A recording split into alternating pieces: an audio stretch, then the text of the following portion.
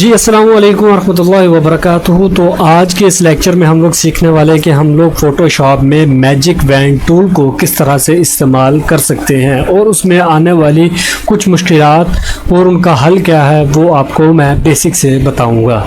तो जैसे हम अपनी इमेज को इम्बेड करते हैं इसमें, जैसे मैं ये वाली इमेज ले रहा हूँ, तो उसके बाद मैंने यहाँ से W को प्रेस करना है तो मेरा जो है मैजिक वैन टूल ऑन हो जाएगा। अगर आपको की का नहीं यूज़ करना चाहते तो आप यहाँ से जाएंगे तो ये सेकंड वाला ऑप्शन है मैजिक वैन टूल, यहाँ से आपने कर लेना है सिलेक्ट। अब जैसे मैं इसे सिलेक्ट करता हूँ तो ये एक सिलेक्शन बनाता है। ये सिलेक्शन किस तरह से लेता है? ये सिलेक्शन लेता है सिमिलर कलर्स की, जहाँ जहाँ पर एक जैसा रंग होगा वो वहाँ से उसे सिलेक्ट कर लेगा और आपके सामने सिलेक्शन बना देगा।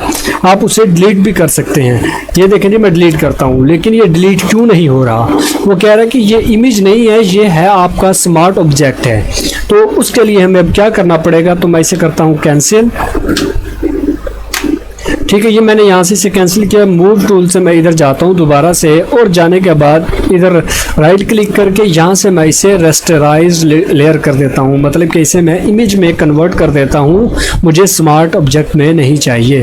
तो मैंने ये इमेज में इसे कन्वर्ट किया। उसके बाद मैजिक वैन टूल को लिया और यहाँ से सिलेक्शन बनाई। सिलेक्शन के बाद आप डिलीट यहाँ स्पेस बार से, बैक स्पेस से इसे डिलीट कर सकते हैं।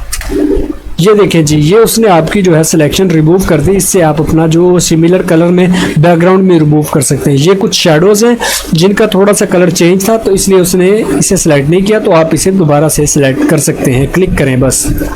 ये मैंने क्लिक किया, ये डिलीट किया। उसके बाद ये क्लिक किया, ये डिलीट किया। Click delete, click delete. ठीक है जी, करता हूँ कि आपको मैजिक वैन टूल की समझ आ चुकी होगी। तो मिलते हैं नेक्स्ट वीडियो में। टेक केयर, अल्लाह हाफिज़।